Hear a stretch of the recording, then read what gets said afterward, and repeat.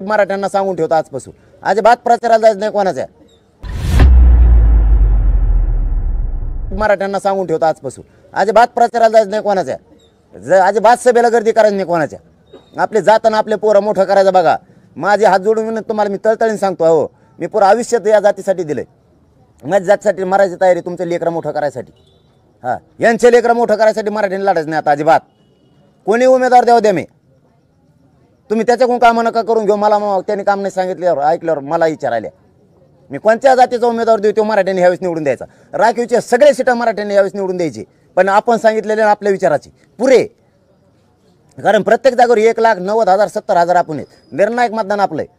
जो राखीवचा आपल्या बाजूने राहील त्याला निवडून द्यायचं मराठ्यांनी।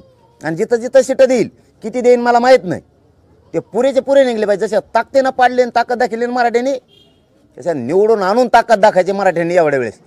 बघा 5 वर्षात शेतकऱ्यांनी गरिबाचे प्रश्न कसे सुटत नाहीत मी बघतो। काळजी करू नका।